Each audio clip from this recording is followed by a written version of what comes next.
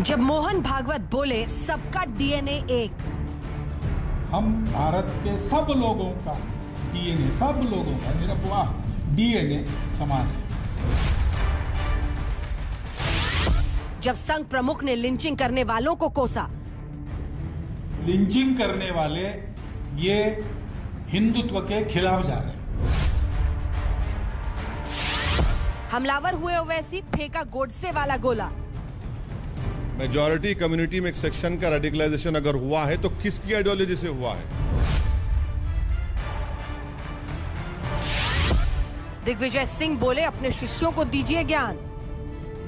अरे मोहन भागवत जी, आप ही के चेले चपाटे हैं जो इस देश में दंगे कराते हैं। इनकी जो पूरी की पूरी इस गुमराही गैंग की जो साजिशें, षड्यंत्र हैं, वो सामने आ रही हैं। मायावती समाजवादी पार्टी ने भी उठाए हथियार। के मुंह में राम, बगल में छुरी ही ज्यादा लगता है। राजनीति समाज को तोड़े भी मत, और इसके लिए भागवत साहब की बड़ी जिम्मेदारी बनती है। बात बढ़ती गई, बीजेपी ने किया चौतरफा वार। ये लिंचिंग वर्ड आया कहां से? ये तो कांग्रेस की देन है। नफरत की राजनीति तो कांग्रेस करती है।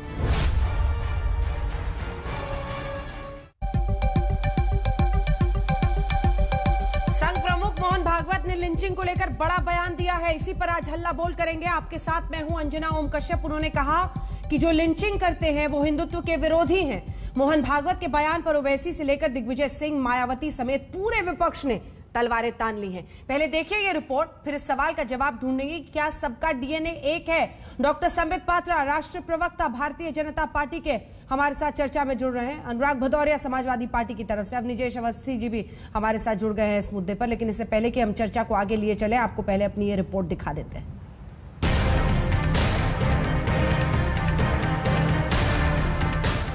हम भारत के सब लोगों का डीएनए, सब लोगों का निरपवाह डीएनए समान है। लिंचिंग करने वाले ये हिंदुत्व के खिलाफ जा रहे हैं। संघ प्रमुख मोहन भागवत को सभी भारतीयों का डीएनए समान दिखा, लिंचिंग करने वाले हिंदुत्व के दुश्मन दिखे तो देश की सियासत में जैसे राजनीतिक आक्रमण की सियासी सुनामी आ गई। मायावती ने कहा संघ के एजेंडे पर बीजेपी हिंदू मुस्लिम नफरत फैलाती है, मुंह में राम, बगल में छुरी है इनके। असदुद्दीन ओवैसी ने पूछा सरकार फिर क्यों लिंचिंग करने वाले मुजरिमों को पनाह देती है। कांग्रेस नेता दिग्विजय सिंह बोले संघ प्रमुख अपने नेताओं को भी जरा ये ज्ञान दे दे। आरएसएस प्रमुख का कल दिया गया ताजा बयान वास्तव में लोगों को न केवल अविश्वसनीय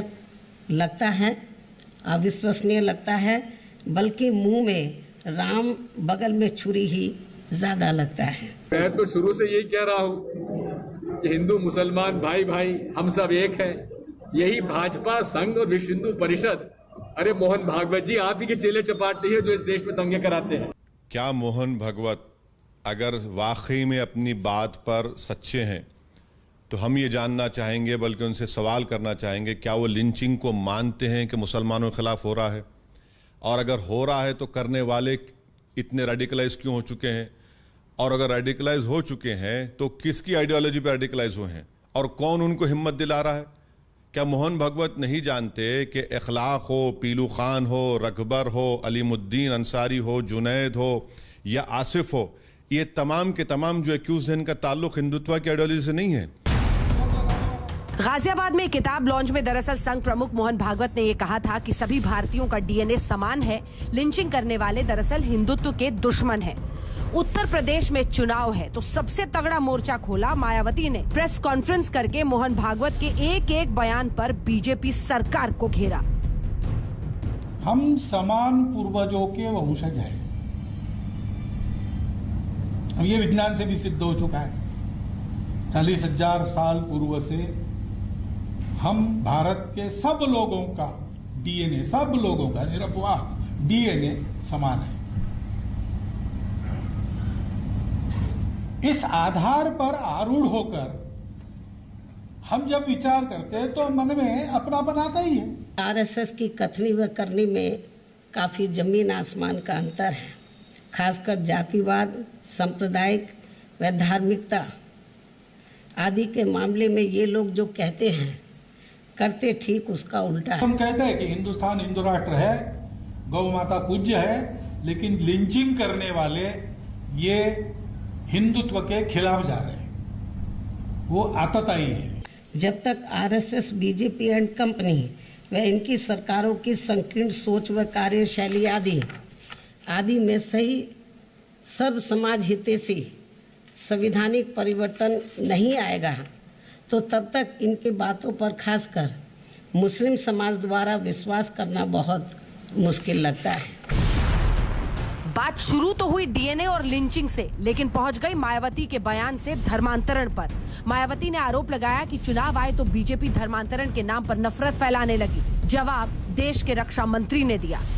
सोची समझी रणनीति व साजिश के तहत इसकी आड़ में इसे जबरन हिंदू मुस्लिम मुद्दा बनाना तथा पूरे मुस्लिम समाज को शक की नज़रों से देखना, ये कतई भी उचित नहीं है और बीएसपी फिर इसका डटकर विरोध भी करेगी, क्योंकि इससे दोनों धर्मों के लोगों में आपसी नफरत पैदा होगा। जस्टिस एंड ह्यूमैनिटी, यही हमारा आधार रहा है राजनीति करने का। ये कह रहे हैं मुसलमानों में डर पैदा किया गया है, इससे वोटों के लिए। नहीं, वो तो अपना पोलराइजेशन करने वाले डर पैदा करते हो, चाहे भारतीय जनता पार्टी हो अथवा जिस विचारधारा को हम लोग मानने वाले हैं, उस पर वो लोग कभी इस प्रकार की बात नहीं करते। धर्मांतरण अथवा कोई जब अन्य कोई यदि प्रश्न होगा तो कानून के दायरे में कोई भी यदि आएगा तो बख्शा नहीं जाएगा, चाहे कोई भी हो, चाहे वो किसी जाति, पंथ और मजहब का मानने वाला क्यों न हो। उत्तर प्रदेश के चुनाव के पहले मामला उठा है तो हर सियासी दल ने बीजेपी पर तलवारें तान दी हैं। लिंचिंग को लेकर सवाल उठाते हैं ना विपक्ष के लोग, तो ये लिंचिंग वर्ड आया कहां से? ये तो कांग्रेस की देन है। लिंचिंग तो हमने आपने सबने सुनी, पूरे देश ने। तो ये मॉब लिंचिंग क्या है? ये तो कांग्रेस के टाइम में हजारों की तादाद में पूरे देश में मॉब लिंचिंग की घटनाएं हुई। उत्तर प्रदेश में समाजवादी पार्टी के दौरान हुई। कोई भी धर्म लिंचिंग नहीं सिखाता है और भारत का संविधान तो लिंचिंग बिल्कुल नहीं सिखाता है। उसके आधार पे हम अपना जीवन जीते हैं, चाहे वो सामाजिक हो और राजनीतिक। अगर कोई लिंचिंग करता है, वो किसी भी धर्म, किसी भी समाज से हो, तो फिर भी उसके ऊपर भारत का कानून लागू होता। मोहन भागवत के बयान पर सरकार का पक्ष रखने सामने आए केंद्रीय मंत्री मुख्तार अब्बास नकवी। कहा, गुमराही गैंग हमेशा संघ के विचारों पर दुष्प्रचार करती है। जो मोहन भागवत जी ने कहा, संघ के विचार हमेशा ऐसे ही रहे हैं, लेकिन संघ के विचारों पर विरोधियों के दुष्प्रचार हावी रहे हैं हमेशा। और इस तरह के गुमराही गैंग के जो दुष्प्रचार थे, वो संघ के विचारों को किस तरह से नुकसान पहुंचाओ, इस षड्यंत्र और साजिश में लगे रहे हैं। उत्तर प्रदेश का सियासी घमासान चरम पर है। चुनाव के पहले सभी दहाड़ रहे हो। वैसी ओपी राजभर के साथ भागीदारी संकल्प मोर्चा में शामिल हो 100 सीटों पर लड़ रहे हैं, लेकिन दम भर रहे हैं कि योगी को इस बार मुख्यमंत्री नहीं बनने देंगे। योगी ने चैलेंज भी कबूल कर लिया है। इंशाअल्लाह दोबारा योगी को उत्तर प्रदेश का मुख्यमंत्री नहीं बनने देंगे, नहीं बनने देंगे। अगर हमारे हौसले बुलंद रहेंगे, मेहनत करेंगे, तो सब कुछ होगा इंशाअल्लाह ताला। मगर हमारी कोशिश यही है कि दोबारा उत्तर प्रदेश में बीजेपी की सरकार ना बने। बड़े नेता हैं, देश के अंदर प्रचार करते हैं, उन्हें एक समुदाय विशेष का विशेष समर्थन प्राप्त है। उनके इस चैलेंज को हम स्वीकार करते हैं। उन्होंने कहा नहीं आने देंगे, तो बीजेपी इस बात को कहेगी कि बीजेपी 2022 में आकर के रहेगी। हर हाल में भारतीय जनता पार्टी की ही सरकार यूपी में बनेगी, इसमें कोई संदेह किसी को नहीं होना चाहिए। मिशन 2022 में तमाम पार्टियां अपने अपने एजेंडे पर आर पार की जंग छेड़ रही हैं, लेकिन मोहन भागवत के हिंदू मुस्लिम सद्भावना वाले बयान से निकला सियासी तूफान किसके एजेंडे को सूट करेगा? कुमार अभिषेक के साथ आज तक ब्यूरो। तो आपका परिचय खास मेहमानों से जल्दी से एक बार फिर से करा देते हैं। डॉक्टर संबित पात्रा, राष्ट्रीय प्रवक्ता भारतीय जनता पार्टी के हमारे साथ जुड़ गए हैं। वारिस पठान साहब, प्रवक्ता AIMIM के। अनुराग भदौरिया, प्रवक्ता समाजवादी पार्टी के हमारे साथ जुड़ गए हैं। राजनीतिक विश्लेषक के तौर पर अवनीजेश अवस्थी जी हमारे साथ चर्चा में शामिल रहेंगे। संबित पात्रा जी, आपके साथ शुरुआत करते हुए, तमाम राजनीतिक पार्टियां अब घेर रही है सरकार को। बोला संघ प्रमुख मोहन भागवत ने कि सबका DNA एक, लिंचिंग करने वाले हिंदुत्व के दुश्मन। और ओवैसी जी कह रहे हैं कि हिंदुत्व के नाम पर रेडिकलाइजेशन, कट्टर हो गए हैं हिंदू। देखिए अंजना जी, आपने कहा ये सारी political parties Bharatiya Janata party और सरकार को घेर रही हैं। ये हमें कब नहीं घेर रही थी? जब हम सरकार में थे नहीं तब भी आरएसएस को घेर रही थी। आज हम सरकार में हैं तो 2014 से हर दिन हमें घेरने की कोशिश कर रही है, मगर हम भी जानते हैं कि हमें घेर नहीं पाएंगे क्योंकि जनता हमारे साथ है। उत्तर प्रदेश के पंचायत के चुनावों के नतीजे देखे ना हमने, 75 में से 67 सीटें भारतीय जनता पार्टी को मिली है, तो जनता का आशीर्वाद हमें प्राप्त है। दूसरी बात है, आदरणीय मोहन भागवत जी ने क्या कहा? उन्होंने कहा कि लिंचिंग नहीं होनी चाहिए, जो लिंचिंग करता है वो उचित नहीं है। हमारे कॉमन पूर्वज हैं, हमारे जो पूर्वज थे वो एक ही थे, 40,000 वर्षों का ये धाती है और हमारे डीएनए एक है, हम सब भारतीय हैं। इसमें क्या खराब बात कह दी? बिल्कुल सही बात कही। देखिए, तुष्टीकरण वर्सेस सबका साथ, सबका विकास, सबका विश्वास, ये फर्क आपको जानना होगा। ये जो तमाम पॉलिटिकल पार्टीज हैं, चाहे वो समाजवादी पार्टी हो, चाहे ये ओवैसी जी की पार्टी हो और चाहे कांग्रेस पार्टी हो, ये सारा केवल और केवल तुष्टीकरण की राजनीति करते हैं। इनका अर्थ होता है केवल किस प्रकार से अपीजमेंट करना, मुसलमानों की बात करना भी कुछ नहीं मुसलमानों के लिए, उनकी उन्नति भी ना करना, उनका विकास भी ना करना, केवल तुष्टीकरण की बात करना। जहां तक रेडिकलाइजेशन, कट्टरपंथी हिंदू बनते जा रहे हैं, ये जो ओवैसी जी ने कहा है, मुझे तो आश्चर्य होता है। जब आतंकवादी आतंक करता है, उसके बाद यही तमाम लोग कहते हैं कि ना ना ना, ये आतंकवादी का कोई धर्म नहीं है, आतंकवादी को धर्म से मत जोड़ो, ये कोई इस्लाम से इसका कोई लेना देना नहीं है, ये तो बिना धर्म वाला आतंकवादी था। मगर बाकी समय हिंदू कट्टर हो गया। मतलब अगर हम गलती से कह दें कि इस्लाम में कट्टरपंथी आ गया, मैं नहीं कह रहा हूं, मगर कोई गलती से कह भी दे अगर, तो कहेंगे ना ये तो आतंकवादी, किसी का कोई धर्म नहीं होता है, ये तो ऐसे ही आतंकवादी बन गए हैं, इनका कोई लेना देना नहीं है इस्लाम से। बाकी हिंदुओं के ऊपर इस प्रकार का व्यभिचार, इस प्रकार का आक्रमण, ये कहना कि सारे हिंदू आज हिंदुस्तान के वो कट्टरपंथ हो गए हैं, वो रेडिकलाइज हो गए हैं, मुझे लगता है इस प्रकार के शब्दों का प्रयोग केवल तुष्टीकरण और एक तरफा सेक्युलरिज्म को दर्शाता है। ठीक है, वारिस पठान साहब, आपके लिए शॉर्ट फॉर्म कर रही हूं, जेएसआर जिसे आप कहते हैं, जय श्री राम भी बोले तो आपको परेशानी हो जाती है, अगर वो कहें कि सबका डीएनए एक है तब भी आप परेशान हो जाते हैं। संघ प्रमुख की वाहवाही करने बैठे हैं आज, उन्होंने कहा है कि लिंचिंग जो करते हैं वो हिंदुत्व के खिलाफ है। देखिए अंजना जी, मोहन भागवत साहब ने कहा कि जो लोग लिंचिंग करते हैं वो हिंदुत्व के खिलाफ है, तो मैं कुछ सवाल करना चाहता हूं संघ परिवार के संचालक से कि ये जो आज लोगों के दिलों में जो इतनी नफरत, कट्टरता पैदा हुई है, ये तो हिंदुत्व की आइडियोलॉजी है। आरएसएस और हिंदुत्व ने इतना नफरत पैदा कर दिया है कि उन लोगों को ये नहीं पता होता कि ये गाय है या भैंस है, बस उनको सिर्फ इतना सा लग जाता है कि ये आदमी का नाम अब्दुल है या जुनेद है या पेलू खान है, तो सबके सब आ जाते हैं, उसको मार डालते हैं। इतना ही नहीं होता, जब इनके कातिल को अरेस्ट किया जाता है, वो जब जमानत पे बाहर आते हैं तो बीजेपी के यूनियन कैबिनेट मिनिस्टर जाते हैं, उनको हार पहनाया जाता है, उनको मिठाई खिलाई जाती है।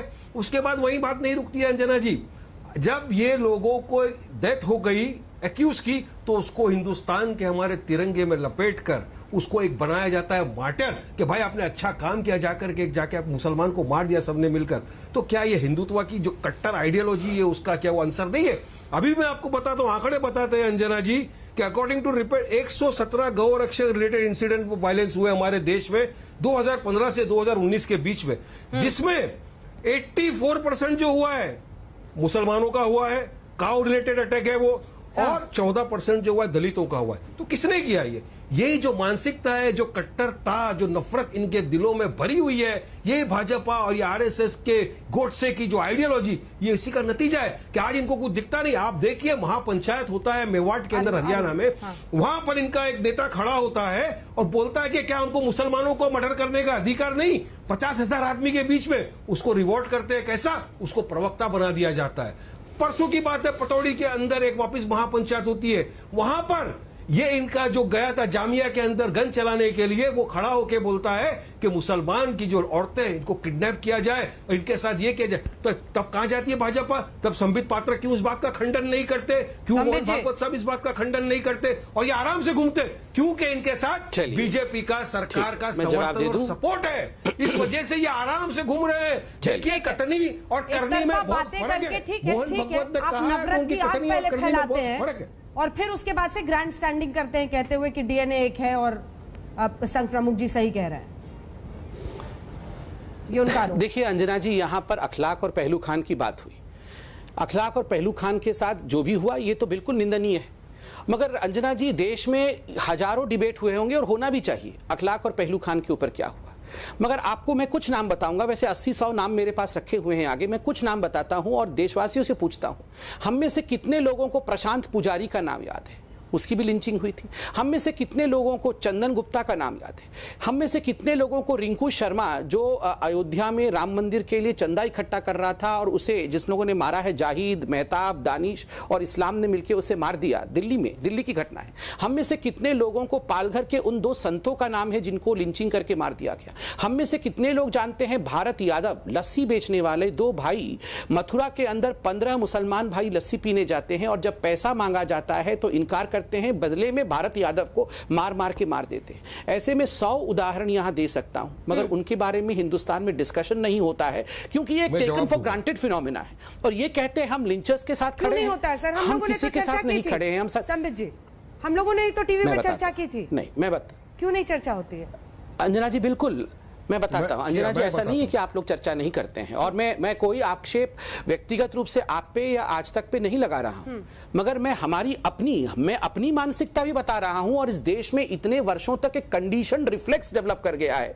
हम भी अगर न्यूज़पेपर में न्यूज़ पढ़ते हैं कि हेडलाइन आता है कि अगर अखलाक मर गया है, तो हम भी जानते हैं कि ये आज सबसे बड़ा, अगर सुजीत मर गया है तो हम सोचते हैं इस पर कोई, चलो इस पर तो ठीक है, लोग एक्सेप्ट ही कर लेंगे। ये देश की मेंटालिटी बन गई है, ये कई वर्षों तक दबा दबा के बना दी गई है सेक्युलरिज्म के नाम पे। दूसरा विषय मैं यहां कहना चाहता हूं, आप देखिए कौन यहां वाकई मुस्लिमों के लिए काम करता है और कौन नहीं करता है। ये हितैषी बन रहे हैं मुसलमानों की। ये वो लोग हैं जो शाहबानो 70 साल की अधेड़ उम्र की महिला को एक छोटा सा एलिमनी क्या मिलता, 75 रुपए का प्रति माह, उसके लिए उन्होंने संविधान में संशोधन तक कर दिया, सुप्रीम कोर्ट के वर्डिक्ट को बदल दिया। यहां ट्रिपल तलाक के लिए नरेंद्र मोदी जी और हमारी पार्टी खड़े होकर जिस प्रकार से सरकार ने कानून बनाया, हजारों करोड़ों महिलाओं को आज उनकी सुविधा मिली है, आज उनको उनका अधिकार मिला है। आप बताइए कौन वास्तविक रूप में किसके लिए? सबका साथ, सबका विकास और सबका विश्वास कौन कर रहा है? अवनीश जी के पास जाऊंगी, जल्दी से छोटा सा जवाब।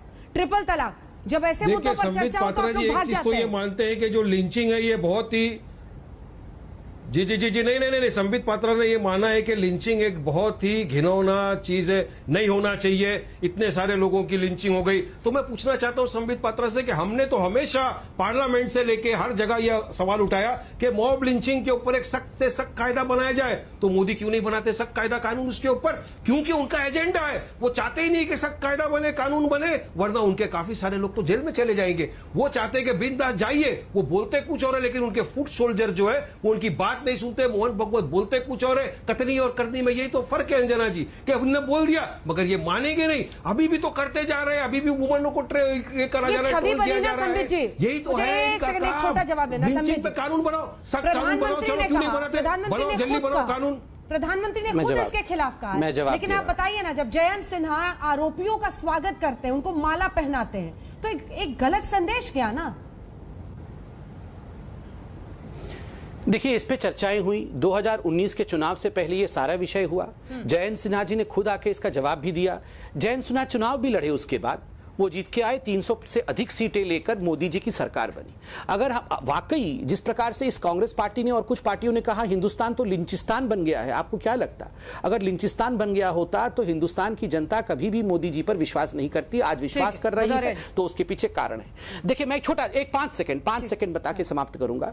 आप याद करिए, 9 ऐसे कुख्यात अपराधी पकड़े गए हैदराबाद में जो IAS के लिए काम कर रहे थे भारतवर्ष में। आप जानती हैं अंजना जी, उनको लीगल एड देने का काम किसने किया? उनको लीगल एड देने का काम असदुद्दीन ओवैसी की पार्टी ने किया। याकूब मेमन जैसे कुख्यात अपराधी नहीं, आतंकवादी, जिसके कारण 200 से एक सेकंड मैं बीच में, देखिए प्लीज लिंचिंग ना हो अंजना जी, ये शाब्दिक लिंचिंग भी हम ना करें डिबेट में तो अच्छा रहेगा। लिंचिंग के ऊपर डिबेट हो रहा है ना, थैंक यू। देखिए, मैं कहना चाहता हूं, याकूब मेमन तो कुख्यात आतंकवादी है, 200 से अधिक लोगों के मारने की जिम्मेदारी उसके ऊपर थी। उसके लिए भी आप लोगों ने आधी रात को जाके सुप्रीम कोर्ट के दरवाजे को खटखटाया। बुरहान वानी, याकूब मेमन, ऐसे आतंकवादियों के साथ खड़ा हो जाना, लीगल एड देना, फिर आप हमसे सवाल पूछ रहे हैं। और ये भदौरिया जी ऐसे मुस्कुरा क्यों रहे? भदौरिया जी, अब ये हमसे क्या क्या लड़िएगा, पहले तो ओवैसी जी की पार्टी से लड़िए। आपके पास तो MY फॉर्मूला लेके आए थे, M ले लिया है आपसे, M ले गए हैं, MY का M चला गया है, वहां जा रहा है M। प्रभु रोको रोको, M का क्या होगा ना, डिबेट छोड़ के भाग जाओ तो बताना। भदौरिया जी अभी तो सद्भावना की बात हुई है, क्या एतराज है आपको भदौरिया साहब? देखिए, मैंने आपसे बताया कि हमने हमेशा समाजवादी ने विकास का नारा दिया कि हमारा काम होता है। और भारतीय जनता पार्टी को आपने देखा होगा कि जब से भारतीय जनता पार्टी देश के अंदर में आई है, वो विकास की राजनीति की बात कहाँ करती है, वो जाति धर्म की राजनीति शुरू कर देती है। चुनाव आते ही जाति धर्म की राजनीति शुरू। आपके सामने प्रवक्ता बैठे हैं भारतीय जनता पार्टी के, संबित जी, इनका एक ही काम है, तो मेरे हरे कुर्ते पे भी लिंचिंग करते रहते हैं मुझे, सुबह से लेकर शाम के मुझे ही मौलवी बोलते हैं। सोचो, इनकी मानसिकता इतनी दूषित है कि कलर में भी ये अपना धर्म खोजते रहते हैं, डिबेट में भी कलर में धर्म खोजते। सोचो इनकी। और इनसे पूछना चाहता हूं कि इनकी साध्वी जो निरंजन है, क्या कहती थी, हरामजादे रामजादे जो भगवान को नहीं मानता, ये क्या था, क्या कहते थे योगी जी? ये अली बजरंगबली किसने कहा? संवैधानिक पद पे बैठे हुए मुख्यमंत्री अली बजरंगबली की बात कर रहा है। अरे उनको विकास की बात करनी चाहिए, महिला सुरक्षा की बात करनी चाहिए, रोजगार और यहाँ पे महंगाई कम करने की बात करनी चाहिए, तो अली और बजरंगबली करते हैं। सोचे आप, ये हालत उत्तर प्रदेश और देश की है। क्या कहते थे, इनके एक DNA टेस्ट करा रहे थे, आपके भूल गए आप? आपके नीतीश कुमार जिनके साथ आप सरकार बना रहे हैं, वहां बिहार में DNA टेस्ट करा रहे थे कि बिहार का DNA और गुजरात का DNA। भूल गए आप? आपने कब संग मैं तो पूछना चाहता हूं मोहन भागवत जी से, आप भारतीय जनता पार्टी के नेताओं को बुलाइए, जिसमें जो बड़े बड़े इनके नेता हैं, गिरिराज सिंह को बुलाइए, साक्षी महाराज को बुलाइए, साध्वी को बुलाइए, योगी जी को बुलाइए, इनको समझाइए कि जाति धर्म की राजनीति छोड़ के विकास की राजनीति करें। और इनसे एक चीज और बता दीजिए कि लगातार ये लोग जो जाति धर्म की बात करते रहते हैं, ये कब समाज को एकता की बात करेंगे, कब समाज को आगे ले जाने की बात करेंगे? अगर इन्होंने हिंदुस्तान को आगे ले जाने की बात की होती तो आज हिंदुस्तान की अर्थव्यवस्था टूटी नहीं होती, आज हिंदुस्तान भी सर उठा के जी रहा होता। नहीं, मेरा सेंटेंस पूरा नहीं हुआ। उसके बाद में इनसे पूछना चाहता हूं कि जब इनसे बात होती है कि आप इनसे कोई काम की बात करो, कि काम गिनाओ, तो तुरंत चले जाएंगे, कभी जाएंगे जाति धर्म पे भाग जाएंगे। आप बात करो इनसे जरा पूछ लो कि भाई आपने विकास का क्या काम किया है। इतने साल उत्तर प्रदेश या देश में आप राज करते हो गए, आप सिर्फ और सिर्फ कल से यूपी में 5 काम वो पूछ रहे हैं। ठीक है, एक बार संबित पात्रा भदौरिया को दिखाइए मेरे साथ। कल से वो 5 काम पूछ रहे हैं संबित पात्रा जी, आप ही गिना दीजिए। अंजना जी, एक सेंटेंस आप ही का सवाल बाकी रह गया, आप ही का सवाल पूछना, कैसे मुझे अपनी जी के पास भी जाना। एक और बाकी रह गया, चलिए 5 सेकंड लीजिए। पूछना चाहता हूँ, इन्होंने दलित का सम्मान कब किया है? कौन ऐसा है जो इन्होंने RSS ने अपना दलित को कभी अपना यहाँ पे संरक्षक बनाया या दलित या RSS प्रमुख बनाया हो? क्या दलित को नहीं, क्या दलित को नहीं बना सकते? ये दलित का सम्मान नहीं करते। 5 काम और दलितों का सम्मान क्यों नहीं? कोई बड़ा पद क्यों नहीं? सिर्फ बड़ी सी प्रतिमा डॉक्टर अम्बेडकर की बनाने से नहीं होगा। ठीक है, का भी अपमान करते हैं। प्रभु जवाब सुनिए, मुझे अपनी जी के पास जाना है। 5 काम, इनसे 5 काम ये नहीं बता पाएंगे। अरे ये शांत होंगे तभी तो बताऊंगा। ये लोगों की गाड़ी रुकती ही नहीं है, मैं क्या करूं? हाँ, देखिए अंजना जी 5 काम कहा है, अच्छी ओहो अंजना जी फिर से शुरू हो गए। अंजना जी देखिए ऐसा है ना, मैं तो आज धन्यवाद करता हूं समाजवादी पार्टी के प्रवक्ता, आज तो धन्यवाद करता हूं मैं समाजवादी पार्टी के प्रवक्ता का कि कम से कम इन्होंने लिंचिंग पे डिस्कशन नहीं किया, कम से कम डेवलपमेंट के ऊपर आए हैं। 5 काम। नंबर 1 अंजना जी अगर ये शांत हो जाए उसके बाद ही बोलूंगा, मैं बिल्कुल चिल्लाऊंगा, मैं शांति से बैठा हूं। इनको पूरा बुलवा दीजिए, उसके बाद इनकी टोटी बंद हो जाएगी तो मैं बोलूंगा। प्लीज। अरे आपका कफन चोरी बंद कर लो तो बोल कहां पाओगे? कफन चोरी में लगे हो, कहां बोलोगे? भदौरिया जी, भदौरिया भाई शांत, भदौरिया जी शांत हो जाओ ना, क्यों लड़ते रहते हो हमेशा? कितनी अच्छी तो आपकी मुस्कुराहट है। अभी खोल रहा हूँ, मेडिकल खोल रहा हूँ, मेडिकल कॉलेज खोल रहा हूँ, गुस्सा मत, शांत हो जाओ। अब ये रिकॉर्ड आप अटका देंगे, शांत हो जाओ, शांत हो जाओ, जवाब से आप शांत। रिकॉर्ड मत अटकाइए। देखिए मुझे तो आज खुशी है अंजना जी, आज तो खुशी है कि कम से कम ये हिंदू मुस्लिम पे डिबेट नहीं कर रहे हैं, इनको लिंचिंग याद नहीं आई, कम से कम डेवलपमेंट की बात पूछ रहे। 5 डेवलपमेंट। नंबर 1, आज कानून की व्यवस्था उत्तर प्रदेश में क्या है आप खुद बताइए। मुख्तार अंसारी जैसे लोग जो माफिया डॉन बन करके उत्तर प्रदेश को चला रहे हैं, जो सारा ये अंजना जी ये फिर चालू हो गए, टोटी बंदी नहीं होता है, मैं क्या करूं आप बताओ, नॉन स्टॉप। भदौरिया जी जवाब तो सुनिएगा ना, सवाल पूछेगा तो जवाब ही सुनिएगा कि खाली अपनी आवाज सुनिएगा? जवाब दे देंगे तो मैं जो कहोगे। अरे वो दे रहे हैं ना, आगे नहीं बढ़ेंगे वो, जब 5 काम नहीं गिनाएंगे हम आगे नहीं बढ़ेंगे, बस आप चुप रहें। जी संबित जी।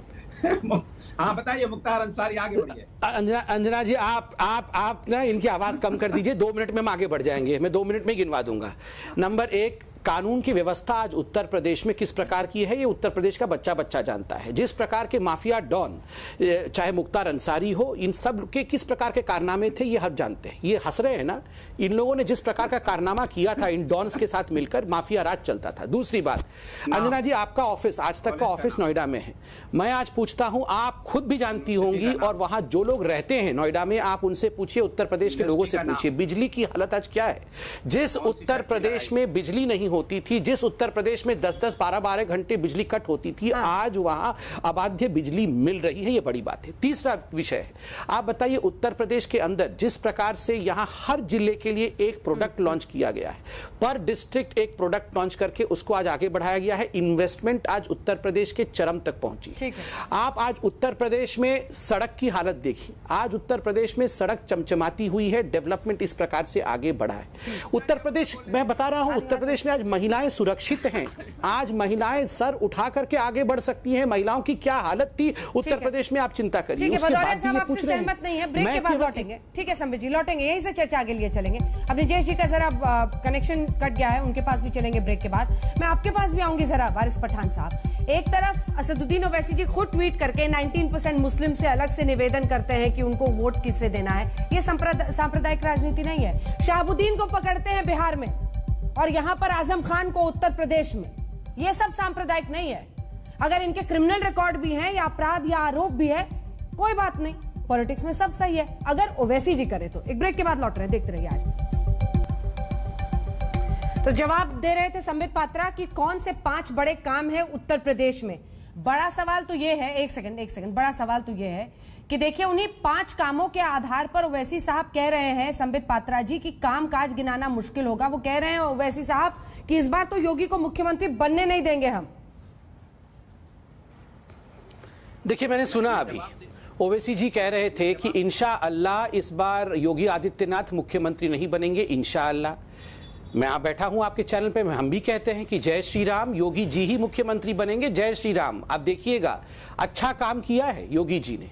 5 वर्षों तक जिस प्रकार से उत्तर प्रदेश में लॉ एंड ऑर्डर को ठीक किया है, जिस प्रकार विकासवाद को आगे बढ़ाया है और तुष्टिकरण को समाप्त किया है, इसमें कोई दो मत नहीं है। उत्तर प्रदेश की जनता योगी जी को ही दोबारा 300 से अधिक सीटें लाके मुख्यमंत्री बनाएंगी। देखिए यहाँ जो भी ओवैसी जी की पार्टी कर रही है, जो भी समाजवादी पार्टी कर रही है, आप देखते जाइए आने वाले समय में इन सभी पॉलिटिकल पार्टीज के बीच में सरफुटवल होने वाला है। ये सारी लड़ाई, ये जो खुद कहते थे ना हम MY वाले हैं, हम DM वाले हैं, ये सारी लड़ाई M की हो रही है, M फैक्टर की। किसके पास कितना मुस्लिम वोट आ सकता है, मुझे बड़ा आश्चर्य हो रहा है। 70 वर्ष हो गए देश को आजाद हो गए, मगर फिर भी अभी भी मुस्लिम वोट बैंक के ऊपर हिंदुस्तान की राजनीति टिकी हुई है, तुष्टिकरण के ऊपर हिंदुस्तान की राजनीति टिकी हुई है। और केवल इसी कारण से ओवैसी जी कह रहे हैं हम किसी भी कीमत पर, आज मैंने ओवैसी जी का ट्वीट देखा, उन्होंने कहा 19% मुस्लिम है उत्तर प्रदेश में, इसलिए हमें एक आजाद आवाज की आवश्यकता है और जो हमारी मसाइलों को, हमारे विषयों को उठा सके। ये हमारे और तुम्हारे विषय क्या होते हैं? हिंदुस्तान की राजनीति में ये तो विभाजन का बीज है। मतलब मुसलमानों के विषय अलग होंगे और हिंदुओं के विषय अलग होंगे। ये कब से होने लगा? हमारे विषय क्या होते हैं? मैं जवाब लूंगी पठान साहब से, लेकिन उससे पहले अब निजेश जी का कनेक्शन जुड़ गया। अब निजेश जी, ये तो वैसे भी आपका फेवरेट टॉपिक है सर। इस देश में चुनाव के आसपास तो हिंदू वैसे भी बड़े खतरे में हो जाते हैं। हिंदू खतरे में कहाँ बताया? आ जाते हैं सर। सरसंघ चालक जी ने तो हिंदुओं को खतरे में बताया नहीं। सरसंघ चालक की बात नहीं, हिंदुओं से किसी को खतरा नहीं है। उन्होंने कहा हिंदुओं से किसी को कोई खतरा नहीं। उन्होंने तो कहा है सबका DNA एक है, सभी भारतीयों का। लिंचिंग करने वाले हिंदुत्व विरोधी हैं। क्या आप भी ये कहेंगे? मैं एग्जैक्टली यही कह रहा हूँ कि ये बात, और लिंचिंग पर सबसे पहले एक बात बता दूं और उसके बाद मैं बताऊंगा कि ये पहली बार नहीं कहा। संघ के सरसंघ चालक, किसी भी सरसंघ चालक ने पहली बार ये नहीं कहा, हमेशा से कहते आ रहे। राष्ट्रीय स्वयंसेवक संघ की स्थापना के समय से ये धारणा है और मैं आपको प्रमाण के साथ अभी बता दूंगा। महत्वपूर्ण बात यह कि लिंचिंग की सबसे भयावह क्रूरतम घटना स्वतंत्र भारत में 1984 में सिखों के साथ हुई। एक धर्म के लोगों को घर से बाहर निकाल करके दुकानें लूटी गई, गुरु ग्रंथ साहब का अपमान किया गया, गले में टायर डाल करके जलाया गया और उस 35 सालों तक एक भी व्यक्ति, आज जो कानून की मांग कर रहे हैं, जिन लोगों ने यूपी को इन लड़कों का साथ पसंद है जिनके साथ सरकार बनाने चले थे, एक को 7 मिली, दूसरे को 40-45 मिली, वो लोग लिंचिस्तान पर बोलने की आज करते हैं। मुलायम सिंह यादव ने तो सबके सामने कहा था कि अरे भाई मैं और क्या कर सकता हूं तुम लोगों के लिए, मैंने निहत्थे कार सेवकों पर गोली चला दी और मैं मुसलमानों के लिए क्या करूंगा, बताओ और क्या कर सकता हूं। ये विभाजन की राजनीति नहीं है। आप कहें तो मैं द्वितीय सरसंचालक परम पूजनीय गुरुजी के शब्द में उद्धृत कर सकता हूं, एक शायद 5 सेकंड लगेंगे। वो लिखते हैं और मैं आपको बता देता हूं कि कहीं और से नहीं पढ़ रहा हूं, ये विचार नवनीत सरसंघ में लिखते हैं, हम संघ के लोग पूर्ण रूपेण हिंदू हैं, इसीलिए हमें प्रत्येक पंथ और सभी धार्मिक विश्वासों के प्रति सम्मान का भाव है। जो अन्य पंथों के प्रति असहिष्णु है वह कभी भी हिंदू नहीं हो सकता। ये संघ के स्थापना के समय से ये धारणा है। बताइए भदौरिया साहब। ये बात ठीक है कि हम औरंगजेब को कभी दयालु नहीं मान सकते, हमारे लिए रसखान है। भदौरिया साहब। अंजना जी, अगर मॉब लिंचिंग बढ़ी है सबसे ज्यादा तो जब से भारतीय जनता पार्टी की सरकार है तो बढ़ी है, इससे किसी की कोई बात नहीं और आप अच्छी तरह जानते हैं। आरएसएस ने कभी दलित को आरएसएस प्रमुख नहीं बनाया, क्यों नहीं बनाया? एक परिवार से अलग नहीं बनाया तुमने, उनका समाजवादी पार्टी का और हमने संबित पात्रा जी से पूछा था कि आप उत्तर प्रदेश के जाति का तो छोड़िए, एक परिवार से अलग नहीं बनाया। शायद पता नहीं है कि गड्ढों में सड़क है, सड़क में गड्ढे किसी को नहीं मालूम है, और गाड़ी लेके जाएगी। ये हालत उत्तर प्रदेश की है। महिला अत्याचार का जो आपने बोला, उत्तर प्रदेश में महिला अत्याचार में नंबर 1 है, शायद आप भूल गए हैं। तो हम इनसे पूछना चाह रहे थे कि आप एक मेडिकल कॉलेज, एक यूनिवर्सिटी या कहीं आपने इंडस्ट्री लगाई तो बता दो, उसका जवाब नहीं दिया। दुनिया भर की बातें की इन्होंने, लेकिन मैंने पूछा, आप अंजना जी कह रहे थे बीच मत बोलो, बीच मत बोलो। दिक्कत ये है कि ये जवाब नहीं देते। एक मेडिकल कॉलेज का मैं आप हाथ जोड़ के पूछ रहा हूँ, एक मेडिकल कॉलेज, एक यूनिवर्सिटी, एक इंडस्ट्री, कहाँ रोजगार पैदा किया, कहाँ महिलाओं पे अत्याचार इन्होंने रोका, बता दें, नहीं बता पाएंगे। दुनिया की गोल गोल बातें घुमाएंगे। ठीक है निकेश जी, आप बहुत कम देर बोल पाते हैं, एक लाइन बोलिए फिर मैं इसका जवाब दूंगा। पार्टी करती है जल्दी से। नहीं अंजना जी, एक लाइन का सवाल नहीं है, सवाल एक ही है कि बार बार जिस बात का जो सवाल मैंने उठाया उसका जवाब तो दिया नहीं अनुराग भदौरिया ने, लेकिन बात बड़ी महत्वपूर्ण ये है कि चाहे वो प्रधानमंत्री आवास योजना के तहत गरीब को मिलने वाला मकान हो, 15 एम्स हो, और मेरे पैसे से खरीदी गई बस को कोई भी अगर जलाएगा तो उसको पैसा भरना पड़ेगा। ये आम नागरिक का कानून के प्रति जो आस्था है, उसमें पुनर्विश्वास जो जगाया महंत आदित्य योगीनाथ ने, वो अद्भुत है। इसलिए अली बजरंगबली कह रहे थे जाति धर्म की राजनीति कर रहे थे उत्तर प्रदेश के अंदर में। विकास का काम क्या क्या, फर्जी इनकाउंटर के अलावा क्या किया? मैंने गोली चलाई थी और मैं मुसलमानों की और क्या कर सकता हूँ? कोविड लोगों पर गोलियां चलाना मुसलमानों से वोट मांगने का कारण बनता है इनका। सवाल की बात कर रहे हैं आप, तो यहाँ मेडिकल भ्रष्टाचार, टीचर, संबित जी वारिस पठान साहब को दिखाइए। सोचिए आप, वारिस पठान जी, जो संबित जी ने पूछा था उसका जवाब दीजिए। 19% मुस्लिम्स, वहाँ शाहबुद्दीन बिहार में, यहाँ पर आजम खान को पकड़ रहे हैं उत्तर प्रदेश में। बिल्कुल आप मुस्लिम पॉलिटिक्स करें तो ये सांप्रदायिक नहीं है, खुला खेल, कोई पर्देदारी नहीं। देखिए अंजना जी, हम लोग यूपी में चुनाव लड़ रहे हैं, ओपी राजभर जी की पार्टी जो है भागीदार संकल्प मोर्चा, उसके साथ में लड़ रहे हैं, जिसमें हम हैं, राजभर साहब है, दलित, ओबीसी, बैकवर्ड क्लास सब साथ में मिलकर लड़ रहा है। अब मुझे बता रहे हैं 19% मुसलमान है बिहार यूपी के अंदर। अभी जो चुनाव का अभी रिजल्ट आया महापंचायत का, उसके अंदर आप देखिए ग्राम पंचायत के चुनाव की बात करो, 75 सीटें थी टोटल, समाजवादी 5 पे जीती, 800 से करीब इनके लोग जीते थे, बाकी के सब कहां गए? ये सब जाके बीजेपी की गोद में बैठ गए। तो मैं ये बोलना चाह रहा हूं कि भाजपा और ये एसपी एक ही सिक्के के दो पहलू है, समाजवादी, कांग्रेस, भाजपा, ये सबको मुसलमानों के वोट चाहिए। बीजेपी समाजवादी पार्टी एक सिक्के के पहलू है, लेकिन मुसलमानों के लिए किया क्या? आंकड़ा बताता है अंजना जी, 2012 में सुनिए अंजना जी, 2012 में 64 विधानसभा में एमएलए थे, 2017 में 23 मुसलमान एमएलए रह गए। तो क्या मुसलमानों का पॉलिटिकल एम्पावरमेंट हो रहा है इनके राज्य में? कोई नहीं हो रहा है।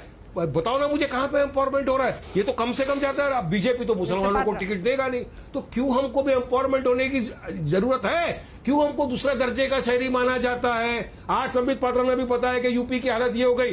मैं संबित पात्रा को बोलना चाहता हूं कि पिछले 3 महीने पहले का आप देख लीजिए हर वीडियो, यूपी पे हमने तैरती हुई लाशें देखी है गंगा घाट पे हमारे हिंदू भाई बहनों की, जिनका पूरी तरह से शमशान के अंदर ये क्रियाक्रम भी नहीं कर सके। इसका जिम्मेदार कौन है? योगी जी। नकली दारू का, उसके बाद राम के नाम पे वोट लिया, राम के नाम पे सत्ता में आए और राम जी के नाम पे ही घपला कर दिया। 2 करोड़ की जमीन को 18 करोड़ के अंदर खरीद के पूरे देश में क्या बना है? फिर ट्रस्ट को बना दिया इंक्वायरी बिठाने के लिए। ट्रस्ट तो क्लीन चिट देगा। तो ये सारे मुद्दे जो है बीजेपी और ये बीएसपी एसपी के अंजना जी, इस बार यूपी की जनता पूरी तरह से समझदार हो चुकी है। उसे सोच लिया है कि उसके साथ जाएंगे जो संविधान की बात करेगा, विकास की बात करेगा और राज्य को आगे ले जाने की बात करेगा, और वो उनमें दिखता है ओवैसी को। यही बिहार में हुआ, हम 5 एमएलए जीत के आए और इंशाअल्लाह संबित पात्रा जी, इंशाअल्लाह इस बार हम यूपी में भी खाता खोलेंगे और हमारे भी विधायक जीत के जाएंगे एमएलए बन के, और गरीबों की, मजलूमों की, आदिवासी की, दलितों की आवाज बनेंगे और उनके हक के लिए मांगेंगे। अब ये लड़ाई बराबरी की लड़ाई है, हक की लड़ाई है संबित पात्रा जी। अब ये ढकोसलेबाजी, जुमलाबाजी नहीं चलेगा। क्राइम रेट तो बढ़ गया है। अरे हमारी माँ बहनों को रास्ते में निकलने के लिए तकलीफ है।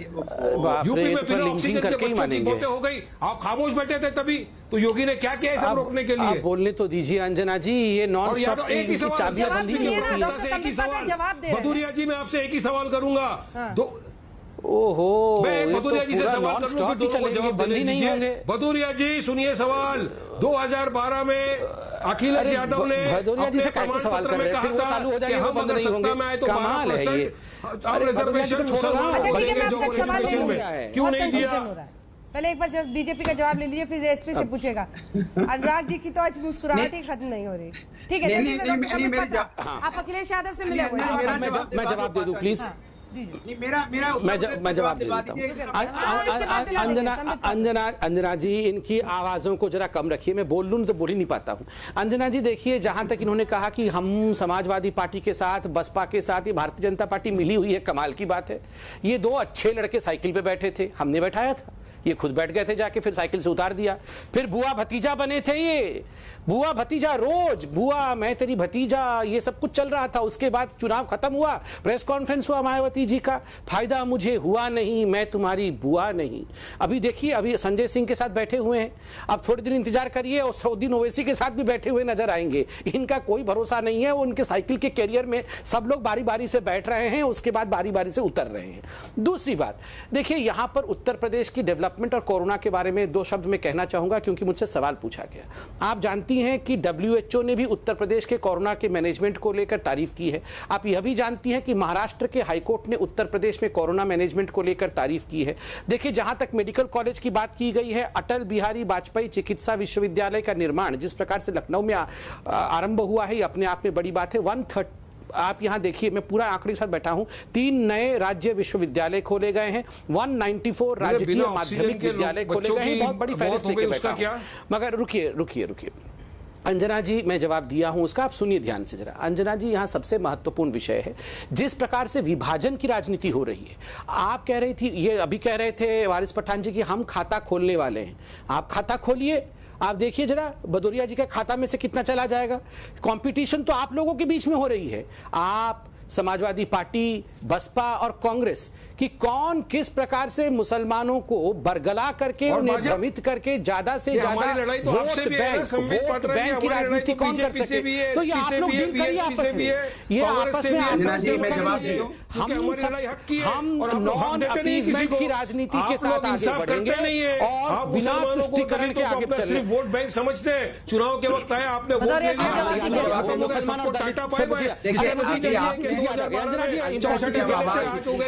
और जी मुझे सुबह से पूछ रहे हैं,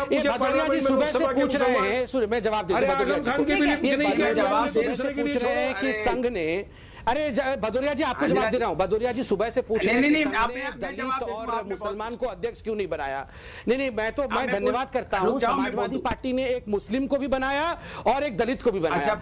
अखिलेश यादव को अध्यक्ष बनाया है और मुल्ला मुलायम जी को मुसलमान को अध्यक्ष बनाया है। कमाल है, आपने पार्टी में मुस्लिम और दलित को अध्यक्ष बनाया नहीं, इसने क्यों नहीं बनाया, उसने क्यों नहीं बनाया, सब जगह आपने कितना सुनिए, जवाब सुनिए, टाइम खत्म हो रहा है, एक सेकंड, टाइम खत्म हो रहा है, देख लीजिए।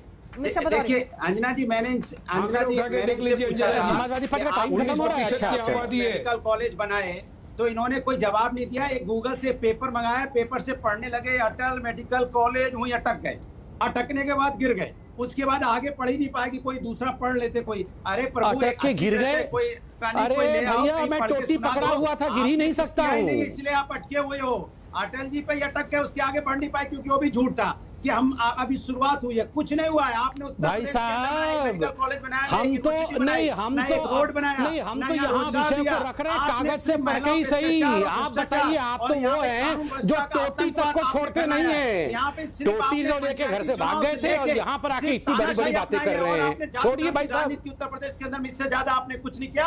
आज उत्तर प्रदेश को आप कम से कम 50 साल पीछे लेके चले गए। भाई साहब इतना गुस्सा मत करिए भदौरिया जी, ये तो बता दीजिए आपने कौन से दलित को, कौन से मुस्लिम को अपना अध्यक्ष बनाया है? अरे मैं हक लाना, कौन हक लाने रहा है? मैं पूछ रहा हूँ आपने कौन से मुस्लिम और दलित को बनाया अध्यक्ष? डीएनए देखकर, डिबेट देखकर तो नहीं लगता है कि सबका डीएनए एक ब्रेक के लिए रुकते हैं, एक ब्रेक के लिए रुकते हैं। डिबेट देख के कतई ऐसा नहीं लगता है कि सबका डीएनए एक है। एक ब्रेक के बाद हम लौट रहे हैं, देखते रहिए आज। वैसे तो संघ प्रमुख मोहन भागवत ने सद्भावना वाला बयान दिया। उन्होंने कहा सबका डीएनए सभी भारतीयों का एक है, लिंचिंग करने वाले हिंदुत्व के खिलाफ है, लेकिन सियासी तूफान तमाम पार्टियों की तरफ से आ गया है और सरकार को घेर रही हैं तमाम पार्टियां। इसी पर आप देख रहे थे हल्ला, देखते रहिए आज तक।